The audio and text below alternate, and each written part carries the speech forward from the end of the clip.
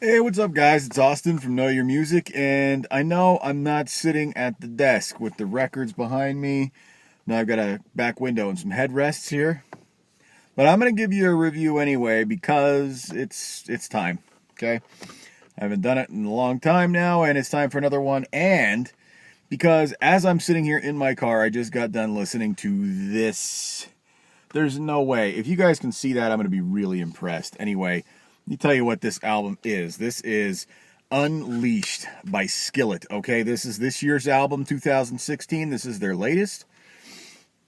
The reason also that I wanted to go ahead and do this review right now is because I've been really feeling like I want to do something positive.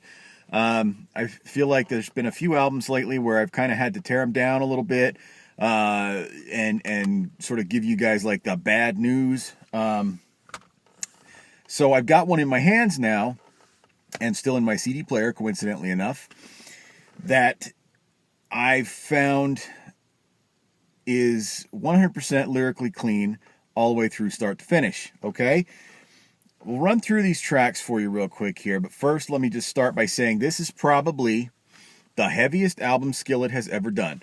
Guitar wise, if you have known Skillet in the past, their last two or three albums have really cranked up the volume on the hard rock guitars and the drums, especially since Jen Ledger has joined the band on drums. Everything has just really gotten heavier.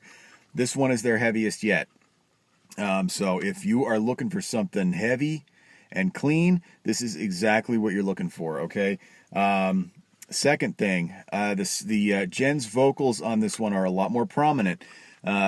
She was mostly relegated to a backup vocal duty on the last couple albums that she performed on with the band, and with this one, she shares a lot more the lead vocals. Still, obviously, she's not the lead singer in the band, but there's that as well. There's a lot more of the male-female vocal switch off in this, and that's really something that I think drives the Skillet sound home. The tracks on this one, we've got honestly, we'll make this easy on you, okay? We'll make this quick. Everything from worshipful tracks like Stars, which you may have heard on the radio already, to sort of oh, sorry.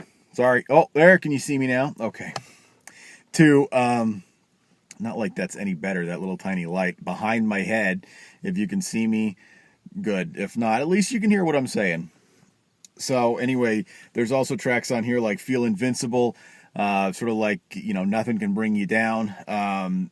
There's Back from the Dead on here, which basically talks about having been beaten down by society or by the mortal world, and being able to build yourself back up with the help of God and through your Savior, your Redeemer, kind of turn your life around. There's also songs on here, Out of Hell, which is kind of, maybe if you want to look at that title as something that you don't want to read or whatever. It's not derogatory term for anything. It is actually talking about the place, hell, if you believe in that. Anyway, the song is coming from the point of a man who knows that he's in Satan's world now, and he knows that God can rescue him from that.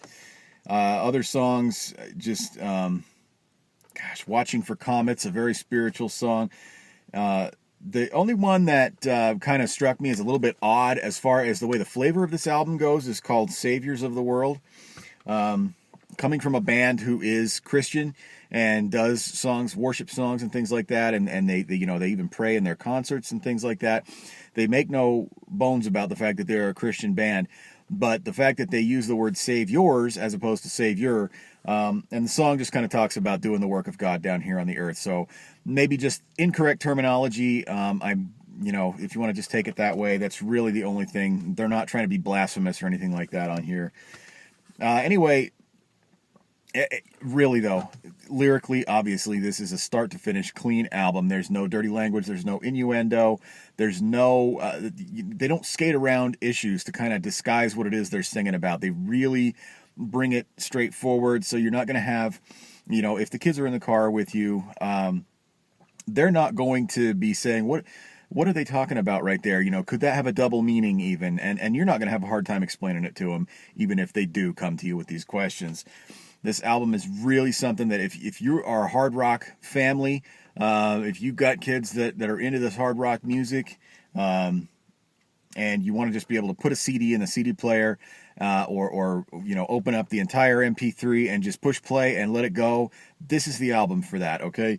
I've mentioned in a previous video that I don't really have a rating system for these, but if I did, I would say this one is something like a 5-star album. Honestly, it's heavy, which you know I love, and the vocals are good.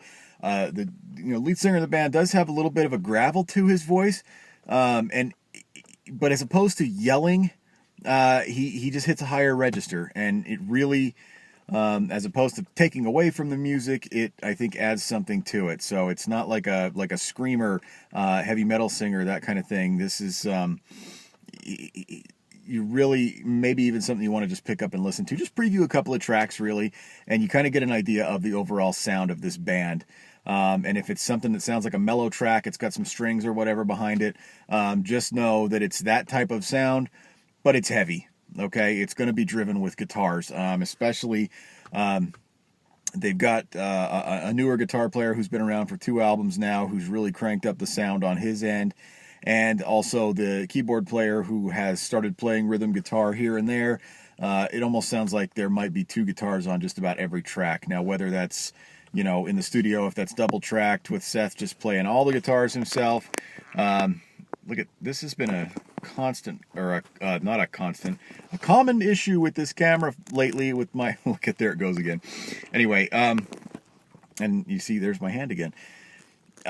This album, where was I? The guitars, it's heavy, you know. I mean, there are 2 guitars throughout most of this album, so, but that's it, you know. I mean, I really would just put this one on and push play.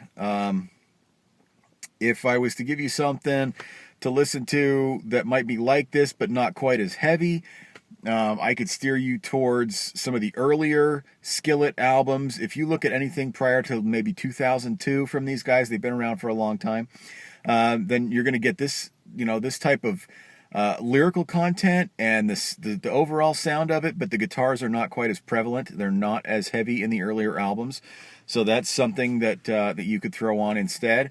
Also, if you wanted to get this type of lyrical content, but you wanted the less gravelly voice, you might want to look towards a Third Day, or a Casting Crowns, who also carries 2 guitar players and does have guitar solos and things like that, but they're not quite as distorted, and the vocals are more deep and clean, and they also do have that male-female sort of back and forth on the lead vocals. So anyway, short review that turned into a longer review anyway, because I babbled about this whole thing.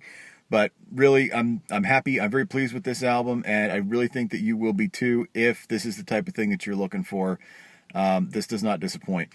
Anyway, thanks for watching. Please give me a thumbs up, subscribe, comment on the videos, give me some requests.